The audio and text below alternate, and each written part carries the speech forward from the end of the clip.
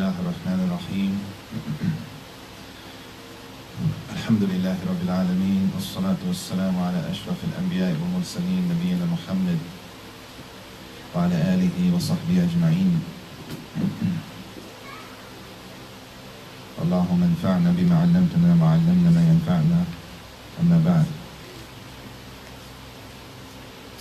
We continue with the class Al-Quran, Hablullah, Al-Quran, the rope of Allah, the Quran. But there's another brief benefit.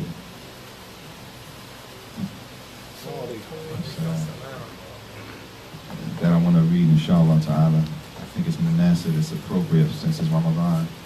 And the number of salawat, the prayers that most people are praying is increased. Most people are praying more salawat throughout the day. Whether it's the sunnahs after the salat, or the sunnahs before the salat, or tarawih, or whatever the case may be. So we'll do that in a minute. But we'll read briefly from the original book, Hablullah al-Quran. Hablullah al-Quran, the rope of Allah, which is the Quran. And we stopped last week discussing the implementation of the Prophet ﷺ, implementing the guidance in the Quran. Sisters over there? Sisters, I'm not sure if the speaker is on. If the speaker's not on, you gotta push the button on the back of the speaker, sisters. The power button. So we stopped with the hadith of Aisha radiallahu anha. فقال ولهذا لما سئلت المؤمنين عائشة رضي الله عنها عن خلق نبينا عليه الصلاة والسلام قالت كان خلقه القرآن. When Aisha was asked, somebody asked Aisha رضي الله عنها about the Prophet sallallahu alaihi wasallam and his adab, his manners, his behavior, how did he behave? Because again, Aisha and the wives in general, they see what the brothers don't see. Right? They see the brothers in the house behind closed doors that nobody else can see. Right? Sometimes, Allah musta'an, sometimes they expose us. Right? And therefore the Sahaba, they went in there and asked Aisha, because they don't go in the house with the Messenger alayhi salatu wasalam. It stops at the door. Right? So they would sit on the doorstep, as some of the narrations say, and they would wait for the Prophet ﷺ to come out, stuff like that. But Aisha, radiallahu anha, she went in the house with him. She lived with him inside the house, behind closed doors, when nobody sees him, right, except those inside the house. So they asked her, when they asked her, radiallahu anha, how was his adab? How did he behave in the house? She said, khuluquhu al-Qur'an. His behavior was the Qur'an. His behavior was the Qur'an. أي أن كل ما في القرآن من عبادة وخلق وأدب ومعاملة إلى غير ذلك قد اتصف به نبينا عليه الصلاة والسلام على التمام والكمال. Everything that we find in the Qur'an, meaning how is his adab the Qur'an, how is his behavior the Qur'an, everything that we find in the Qur'an from ibadah, worship, khuluq, behavior, how he behaved, his manners, his dealings, meaning how he dealt with people, how he dealt with his wife, how he dealt with children, how he dealt with others. Everything that's found in the Quran, that the Messenger sallallahu alaihi wasallam perfected it in his character. He perfected it to the best of perfection in his character. And this shows that the misconception that a lot of us had, at least in Philly, the misconception that as long as my belief is good, I can basically behave and do whatever I want to do. As long as my aqeedah is sahihah, as long as I got the right aqeedah, I can do what I want to do and say what I want to say and behave how I want to behave.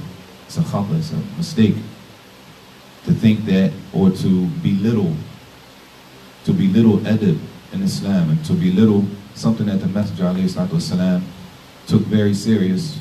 And the early Muslims, the Salaf, took very serious adab, behavior, how to behave. It wasn't something that it was looked at, that's something on the side. If you do it, that's good. That they would study adab before studying Islamic sciences, before studying hadith and fiqh. and tafsir and stuff like this. First, they would learn how to behave, how to sit in class, how to talk to the teacher, how to come to class. What should I wear when I come to class? What should I bring to class? When I come to learn, what's my mentality? They would learn all of that stuff before they even went to learn the statements of the Prophet ﷺ. So it's not something that they took light. And as this hadith shows us, that Aisha radiallahu anha said that he was the Quran. He implemented the Quran. And she said, firstly, as Sheikh Abdul Razak says, Hafizullah, he says, firstly, min ibadah, when it came to worship. When it comes to worship. Not just talking, but he worshipped outside of the obligatory, outside of the obligations, the five daily salawat. And that's why another time, Aisha radiallahu anha, she saw that the Messenger sallallahu alaihi wasallam, he was staying long in the salat, in the prayer, in the night prayer, tahajjud.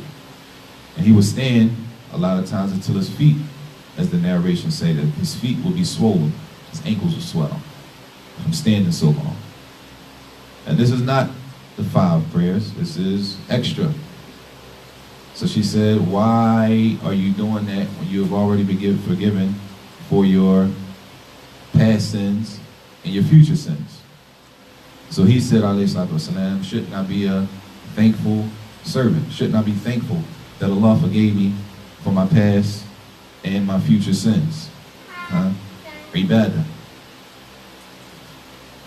Ibadah, worship, outside of the 5, the obligation. She said, firstly, in worship, ibadah. Secondly, khuluq, his behavior. That it was taken from the Quran, which shows it's not enough that we look like Muslims. It's not enough. That's not the guidance that we were left by the Prophet, that our women look like Muslims. But when they open their mouths, a person can't tell the difference then, another girl on the street corner. If you wasn't looking, you wouldn't know the difference. And there was a time, at least in Philly, it would be evident. There was a time where you would never, there was a time here you would never, it would never be thought of that a woman with a niqab on would curse, especially in public.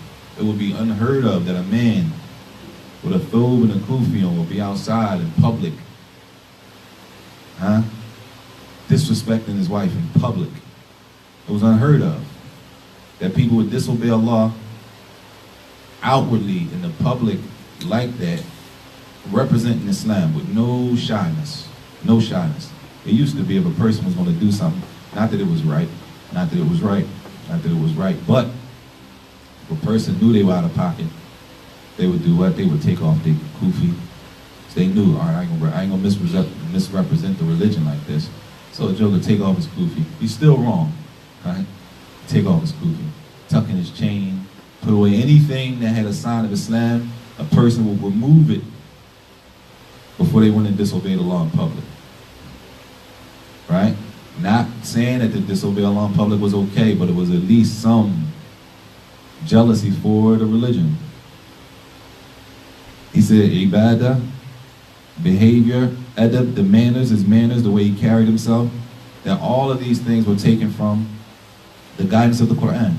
And all of these things are from the sunnah of the Prophet ﷺ. The sunnah of the Messenger ﷺ doesn't stop with our belief in Allah, with aqeedah. It starts there, but it doesn't stop there. There are many, many other issues that have to be dealt with that our Prophet ﷺ taught us. And that's why in the hadith where one of the Jews came and he said, y'all messenger taught y'all everything. He even taught y'all how to go to the bathroom. Yeah, he taught us how to go to the bathroom. He taught us how to use the bathroom so that we don't get filth all over us and then we go stand in front of Allah with urine and filth all over us. He taught us everything. But it's on us to use it. He said, وَمُعَامَلَةٍ, and even interacting with other people. Whether it's with parents, how to interact with parents that are not Muslims. How do we do that? How do we interact with children? How do we interact with children that are not our children, stepchildren? No stone has been left unturned. Nothing has been left for us to figure it out. But all the guidance is in following the Messenger ﷺ. If we don't follow, then that's our mistake. That's our mistake if we don't follow, as it's not restricted to one area. Then he said, فَكَانَ أَعْبَدَ النَّاسِ لِلَّهِ. He was the foremost person when it came to worship, sallallahu alayhi wa sallam. When it came to worship, he was at the forefront. And the Sahaba and the Salaf, they followed this pattern. And that's why when you read the biographies of those Imams of the Salaf, you find, when they describe them, they would say, Abid. He was an Abid. He was a worshiper. Not just he memorized all the hadith. He was a worshiper. He used the hadith. Imam Ahmad rahimahullah said he didn't record a hadith except that he tried to make sure that he implemented every hadith he recorded at least one time. At least once. Not just writing them down and storing a bunch of books and all of the stuff, but they wanted to use it. So in their biographies they say he was a abid, a zahid. He was a abid, a zahid. He was a worshiper, a person that stayed away from the dunya. They wasn't really, not that they were poor. A zahid doesn't mean that you're poor and you're broke. It doesn't mean that. It doesn't mean they didn't have money. Imam Bukhari rahimahullah, he spent money. He had money that he spent traveling to go gather hadith.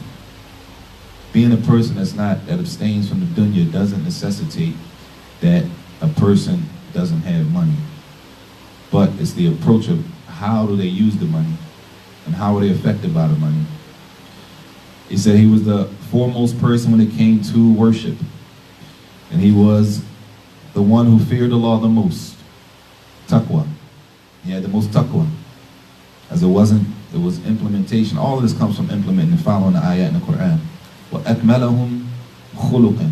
And he was the most complete of the people when it came to, again, he mentions the same thing again when it came to adab and behavior. When it came to behavior, he was the most complete of the people in implementing the Quran, the ayat in the Quran. Allah said, Ya ayyuhalladhina amanu, ittaqullah, wa kunu ma'as sadiqeen. Oh, you believe, fear Allah, and be with the truthful. Be with the truthful. Take those people, keep people around you that are truthful. Ahsanahum adaban. He was the best of them in perfecting the manners, having good manners. As having good manners is not in Islam. Having good manners Islamically is not restricted to the South. We still got Southern hospitality. It's not restricted to the South. We still say Southern hospitality, right? But Islam teaches us that we're supposed to have that hospitality no matter where we are. It's not restricted to being down south, or that's what they do down there. That's the teaching of the Messenger sallallahu alaihi wasallam when it comes to adab and dealing with people. That he was the best when it came to that. وَأَطْيَبَهُمْ مُعَامَلَةً. And he was also the best when it came to dealing with or interacting with others, interacting with other people.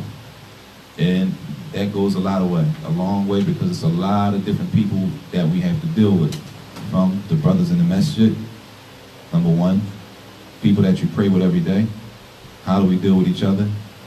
Number two, people that you might not pray with every day, and people who might not know as much as you, and people who might not be on the sunnah, people who might really be on bid'ah. They might really be on innovation. How do you deal with them? Guidance is found in the Quran and the Sunnah. All the mu'amalat, dealing with children, men dealing with wives, husbands dealing with wives, wives dealing with husbands, dealing with children, dealing with older children, dealing with kids in the masjid, dealing with non-Muslims at work. How do we deal with them? All of these things are found in the Sunnah of the Messenger alayhi salatu wasalam, and it's on us to take heed and follow his example alayhi salatu wasalam. I want to read from this, which is a veer off from the book we've set out, but being as though it's a lot of salawat, everybody inshallah ta'ala is praying more this month. I thought this was munasib, appropriate to mention. And this is from the book Ahkam Hudur al-Masajid, rulings about going to the masjid. And this chapter is talking about, it says al-hukm al-awwal al-khuruj fi ahsan al-hay'ah. Going to the prayer, and a person goes to the prayer looking their best, with the best appearance that they can go to the prayer. And he says, as-salat sila bain al-abd wa rabbihi. That the salat is a connection that a person has between himself and Allah Jalla wa Ala, between themselves and their Lord. يقف المصلي بين يدي الله تعالى يناجيه يقرأ كلامه ويذكره ويدعوه فيلزم أن يكون في هذا الموقف العظيم على أحسن هيئة وأتم حال. That when we stand before Allah, the person that comes to pray, they're standing before Allah Jalla wa Ala, reading Allah's words, يقرأ كلامه ويذكره, making dhikr, ويدعوه, making dua to Allah Jalla wa Ala. All of these things. He says, so it's a must that a person stands, when they come to stand for these things, when they come to stand before Allah, read the Quran, make dhikr, make dua to Allah. When we really, really need something. You know, you get real serious when you're really in a jam, right? When you really messed up. And you stay in sajda a little longer, right? Because you really need it now. So you say, you know, I'm going to extend this sajda and really stay down here and ask Allah to really give me this, and I won't mess up again. Allah, if you give me this time, I'm not going to do it again. That when a person comes to do this, that they should come physically, meaning, and he's going to mention specifically what he's talking about, they should come in the best appearance, the best way that they can come. Tayyib.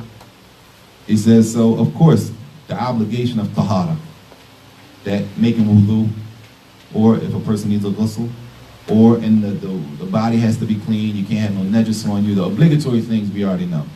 That you can't pray without wudu, that the area has to be clean and things like that.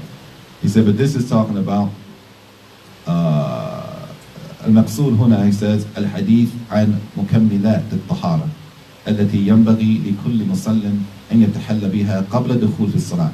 He said, but here we're talking about not the obligatory things. Of course we got to make wudu. We already know that. We got to make wudu, our body has to be clean and stuff like that. And the clothing and the place that we're going to pray got to be clean. Wajib, obligatory. But we're talking about the things on top of the obligations. The things on top of not just making wudu and going to the masjid, on top of making wudu and going to the masjid, on top of having on clean clothes, right? Clean clothes, the clothes are clean, and going to the masjid. On top of that, what is appropriate, or what should a person do? Tayyib. He says, because many people, كثيرا من المصلين لا يهتموا به. Most people don't, a lot of people don't pay attention to this. Most people make wudu and they run out. Whatever. I'm going to pray, whatever. Right? He says, and this because the salat تحولت عنده من عبادة إلى عادة. Because to many people, the salat has changed from worship to just a habit, habitual, something we got to do. I know I got to do it. But not, they don't look at it as ibadah, worship. That, okay, tayyib, when I make wudu in the house, and I leave and go to the jama'ah, to the salat, that the Prophet ﷺ said, the reward, what's the reward for that? That I'm going to stand before Allah, and this could be, possibly, it could be my last standing, this could be my last salat. Allahu A'lam. Maybe it's possible that this is my last salat, that a person leaves and they go to the salat like that. Tayyib. He says, so most people don't pay attention. A lot of people don't pay attention to it, and it becomes just habit. They go to the prayer just as a habitual thing. فهو يأتي إليها بهيئة أقل من الهيئة التي يذهب بها إلى مكان عمله. So you'll find that when people take this approach, you'll find that they go to the salat, and the appearance that they go to the salat in is worse than the appearance that they will go to work. That they will freshen up and get tidied up for work more than for the salat to stand before Allah. Allah understand, Allah protect us. That a person may get whatever the words you want to use, throw it on. It might be old though. I don't even, whatever the word is. That a person would do that for work more than to come to the salah, to stand before Allah. And then we're going to come and we're going to ask Allah for all of these things that we need, hoping that He gives it to us. And we come with We're not talking about the person that's coming from work and they don't have a choice. They just coming to pray on their break. We're talking about the person leaving out of their house. We come with anything on to stand before Allah. Then we're going to ask Allah for all of this stuff. We're going to ask Allah for all of this stuff. And we don't have, at the least,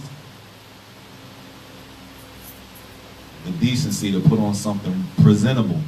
And we have the ability, not coming from work. He says, so this includes three things. أولاً الزينة الظاهرة. ثانياً طيب الرائحة. وثالثاً السواك. The first thing, Jamal al-Thiyab. The first thing that a person going to the salah is that they should put on something presentable clothing-wise. Like you said out there. That the clothing should be something that is presentable, from the best of the clothing. Not just clean clothes. From the best clothing that we have. To do what? To go pray. Like sometimes, somebody's going to work, right? Depending on where they work at, you might say, where you going? MashaAllah, that's nice. Where you going? I'm going to work. Hey, MashaAllah. Looking like that, you going to work. And then we come to the masjid with a yellow, right? A shirt that we clean the house in. Something that we clean the bathroom in, we wear it to the masjid for Fajr. And then stand before Allah and ask for all of this stuff, right? But we didn't come with the net, but the clothes that He gave us, the nice clothes that He gave us, we didn't wear that. We wore the stuff that we clean the bathroom in. He's saying the zina. The musalli an yalbisa عند المناجات ربه أحسن ثيابه في الصلوات كلها. That the person that's going to pray, and he uses this word, عند المناجات, when he's going to speak to his Lord. When a person is going to speak to their Lord, when they're going to speak to Allah Jalla wa Ala in the salah, for every salah, that they should come with the best clothes that they have. They should put on the best that they have. Min al-layli tafriq being a salat al-layl or salat al-nahar. And it's not a difference, not to distinguish between the salats, the salats that come at night or the prayers in the morning. Meaning, as it says, just because it's Fajr, we don't just come out raggedy. Come out raggedy because it's Fajr, right? We figure, okay, I'm going in and I'm going out and coming right back. So we come out raggedy. Going in and coming right back, that means we're not worried about Allah seeing us. We're worried about how people see us. People see me as raggedy at this time of the day, but I'm just going in and coming back. But at the end of the day, you're going to stand before Allah. Either way we're going to stand in front of Allah. At Fajr and at Isha.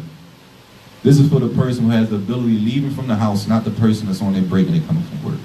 The person on their break, they work and they stop to pray, and they pray whatever clothes they have on. Like, you're talking about the person leaving from the house to come to, right now, Tarawih, at the least. Or Maghrib, because we want to break fast in the masjid, right? Coming for Salat al-Maghrib. Coming for Salat al-Isha. Coming for Tarawih, right? All of these prayers in this month of Ramadan, that we should be conscious of this thing here. It says, إِذْ لَيْسَ الْمَقْصُودُ مِنَ اللِّبَاسِ هُوَ سَتْرُ الْأَوْرَةِ فَحَسْبُ. It's not that clothing is not only used for covering the odor only. It's not only used for that. It's used for that our odor has to be covered. We can't pray, with certain clothes on. Certain things have to be covered to pray. But that's not the only use for the clothing. It says, إِنَّمَا يُرَادُ مَعَ ذَلِكَ التَّجَمُّلِ لِلْوُقُوفِ بَيْنِ يَدَيْ رَبِّ الْعَالَمِينَ. But also, the intent of the clothing is beautification. That a person beautifies himself in order to come stand before Allah Jalla wa Ala, in order to come stand before the Lord of the heavens and earth, Rabb al-Alameen. So it's used for the satr al-odor, covering the odor, and for beautification.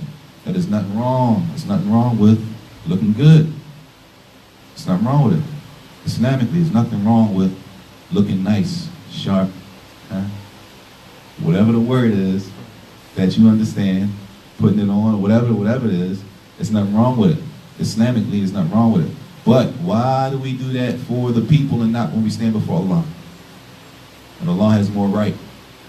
Allah has more right. He says, and this comes from the ayah Qala Ta'ala, in Surah Al-A'raf, ayah number 31. يا بني آدم خذوا زينتكم إن كل مسجد وكلوا واشربوا ولا تسرفوا إنه لا يحب المسرفين. In Surah Al-A'raf, ayah number 31, where Allah says, O children of Adam, خذوا زينتكم عند كل مسجد. Adorn yourselves, beautify yourselves for every salah. For every salah. We already know we can't pray without wudu. Without wudu, that's a given. We already know we gotta have wudu, at least to pray. Maybe ghusl. But on top of that, the khud yazina, to beautify yourself. He says, فَهَذِهِ آيَةٌ دَلِيلٌ عَلَى وُجُوبِ السَّتْرِ الْأَوْرَةِ وَبِلُبْسِ الثِّيَابِ إِنَّ كُلِّ صَلَاةٍ. It says this ayah shows that it's obligatory to, number one, cover the awrah for every salah. The awrah has to be covered, right? Number two, we know what the awrah is, huh? What is the awrah for the men? What does the man have to cover? Shoulders to the knees. The shoulders Shoulders to the knees. to the knees. Huh? Shoulders to the shin. To the shin. طيب. Are the knees included? Are the knees included or no? Huh? Included in what? Are the knees included in the awrah? Huh? No. Up to the knee, up to the knee. The knees are not included in the awrah. Which is famous is that what the shorts, if you're going to pray in shorts, they need to be, past the knee, right? That's famous. But the ulama explained that even the navel, the belly button, is not included. So from tahta surah to the knee.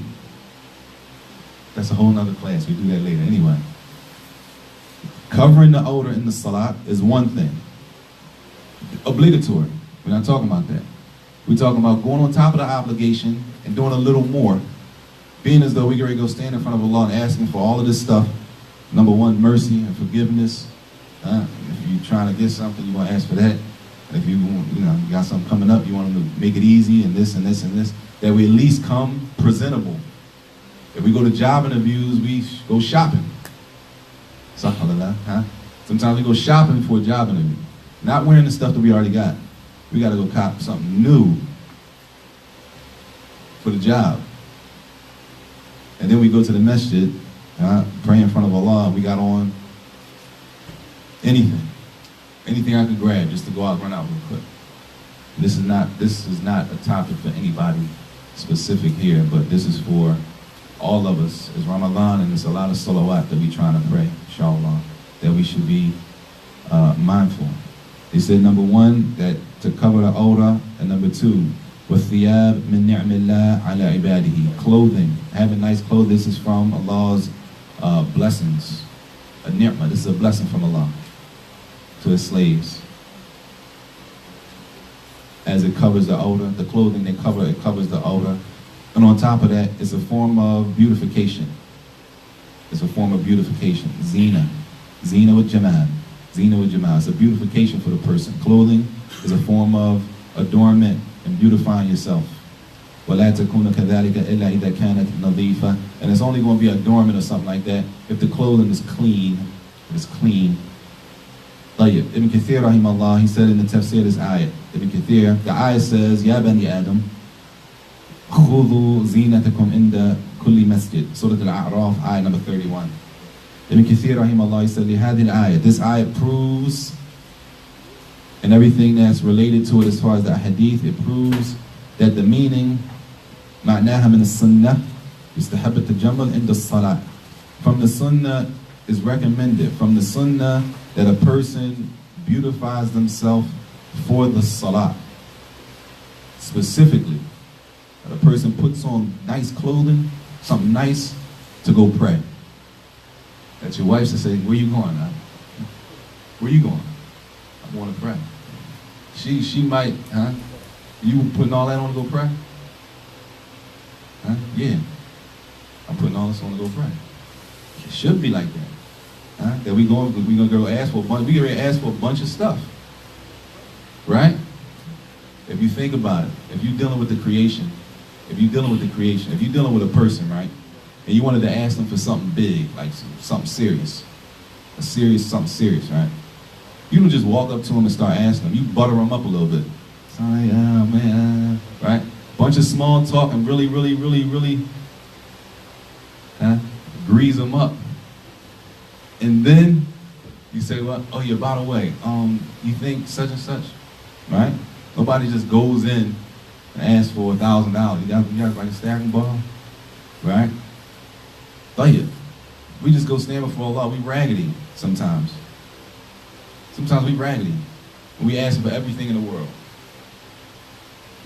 From edit, from mannerisms to what that we put on something good. From it's recommended that a person beautifies himself for the salah, for every salat, especially Salatul Jummah, Yom al-Jummah, and their Eid.